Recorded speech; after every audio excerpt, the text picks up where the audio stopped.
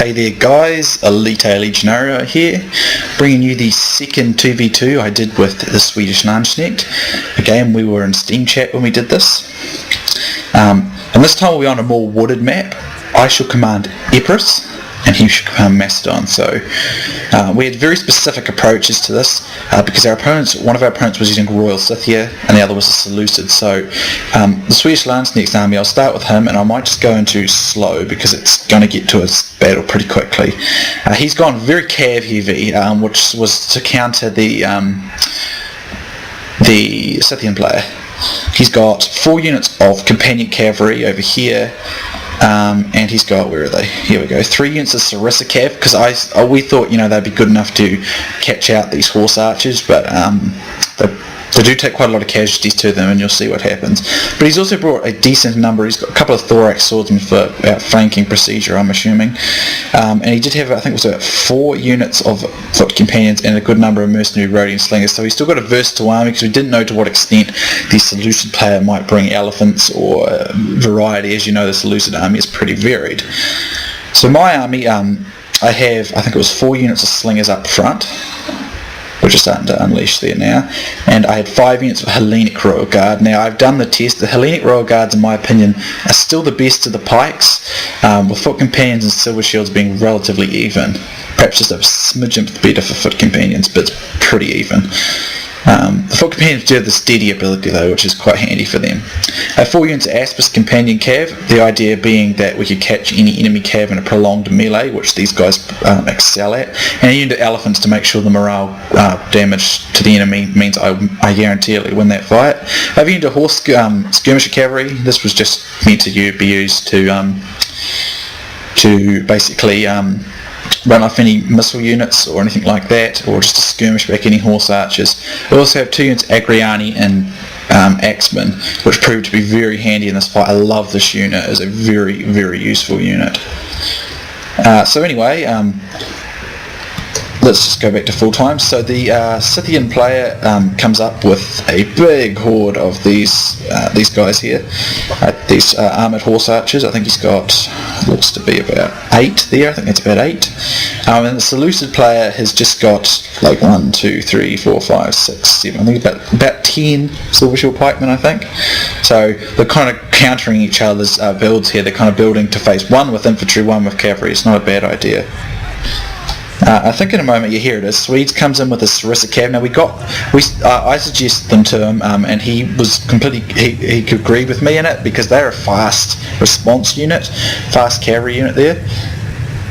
And I was bringing up my Aspices, and what we were trying to achieve is to try and just lock down a few of these armoured horse archers with them, and then I could bring my Aspis in to catch them, because I'm not going to be able to catch those with my Aspis companion cav, but these Sarissa Cav are a lot quicker, so that's what we're trying to do. I've got to be very careful though. I'm not actually sure. Is it armoured horse archers, or let's see, do they have heavy shot? Nah, can't seem to get them to stay.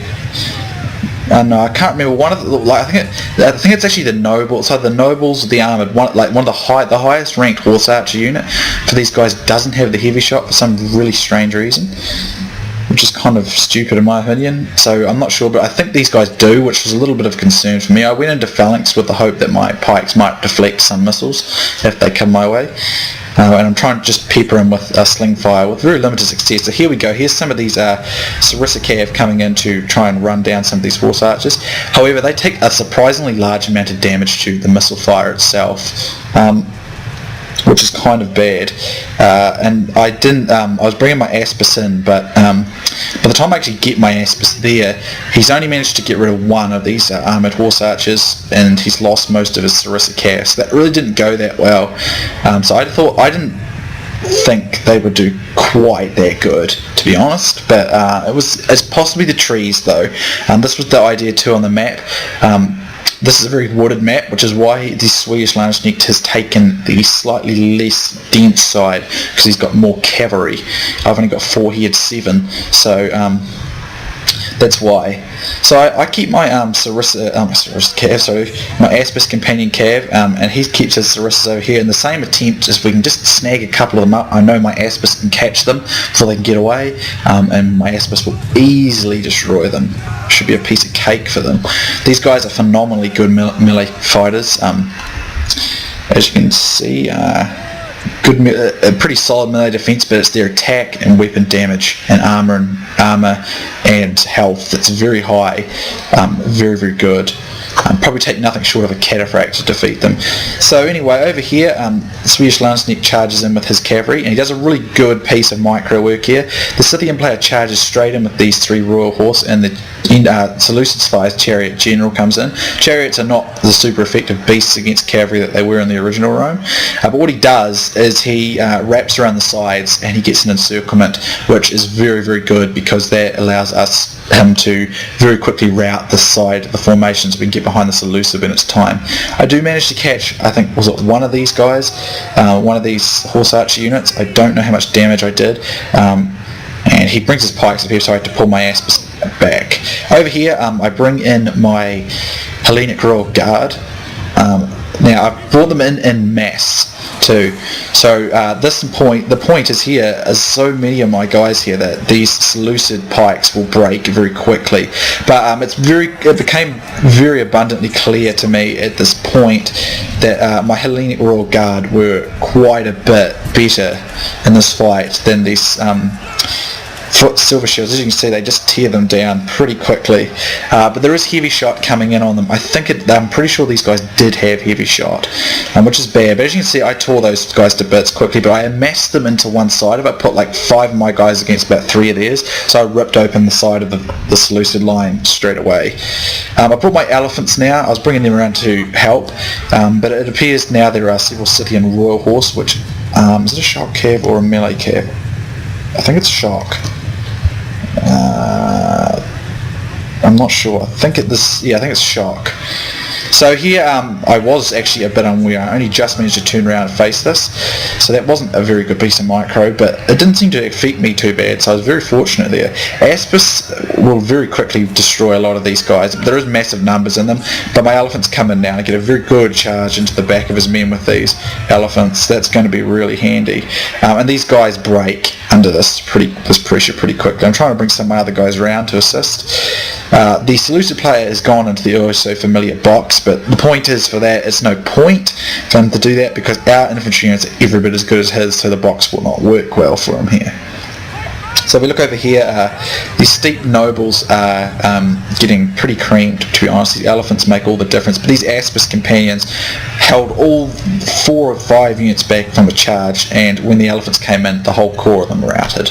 So the Scythian player's gone, so I wanted to catch some of this fight. I didn't mean to miss some of it, but as you can see, the complete encirclement, they did last quite a while, these Scythians, but the encirclement by these Macedonian companions very quickly routed them, well, not very quickly, but it did rout them. It was a good piece of micro work from SwedishLandsknect.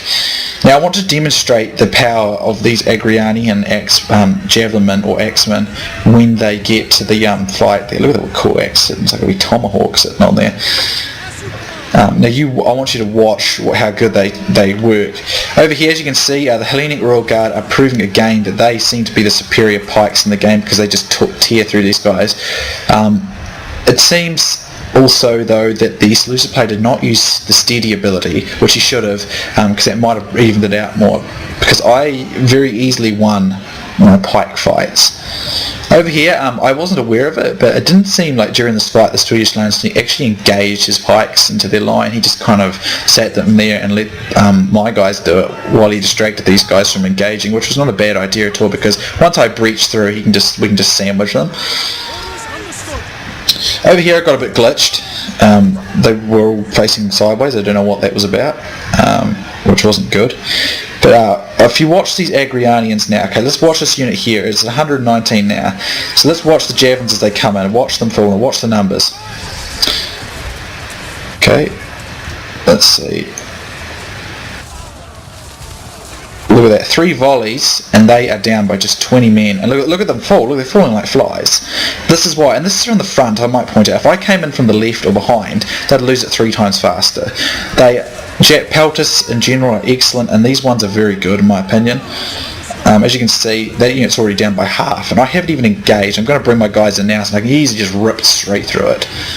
With these guys, I go into a denser formation too. This is important. You should be in a much, this guy's only got 2 deep. I've got about 3 and 4 and even 5 in some cases deep. It's much more efficient that way as well. You get a lot better. As it says, you can see the SwedishLandsknect's done exactly the same thing. Stay in a much more dense formation if you can, because not only do the pikes push through better, they also actually turn better. They turn to face the situation quicker, which is very handy. My general got pretty tired in the fight from the other fight, and he does rout. But it doesn't really matter. These guys have turned around to face these dudes, which are pretty tired as well. But while this has been happening, these guys have been had their backs been under fire by those Agrianians, and I still got this unit here with 84.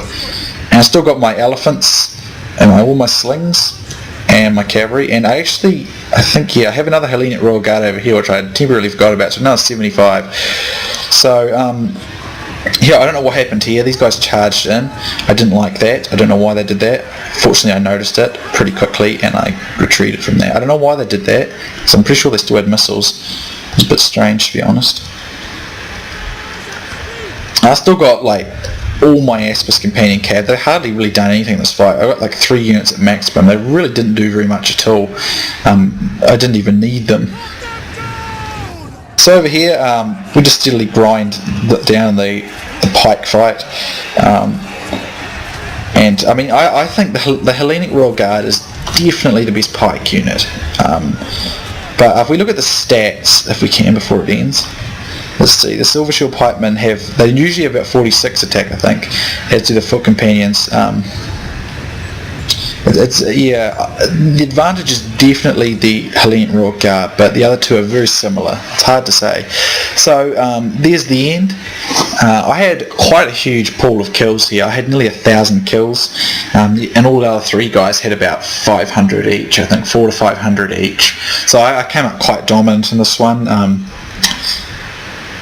And I believe all my Hellenic Royal Guards got over 100 except one, and that one got 75. And my Agrianians got about 100 each as well. My elephants got 83, but my Epirus companions and slingers didn't really actually do much. It seemed like they were contributing. Well, they did contribute, but they just didn't get any kills. But they did contribute. But this was all about the pikes and the Agrianians, and those elephants got about 83, 84 kills. It's pretty useful. Also, the SwedishLandsknect will have this up on his channel, and I'll link that in the description, and I advise you to look at it, guys, because he'll probably give you more aspects from his side of the battle. I tried to get as much of his side as I could, but generally I'll focus on my side of the fight. I'm sure in his videos he'll focus on his. That's just how you do it, really. But anyway, guys, be sure to check that out if you want to see it from his perspective. He'll appreciate it, and he's well worth looking at. Great channel, great stuff, great commentator. Anyway, guys, hope you enjoyed this one. Thank you very much for watching, and I will see you soon next time.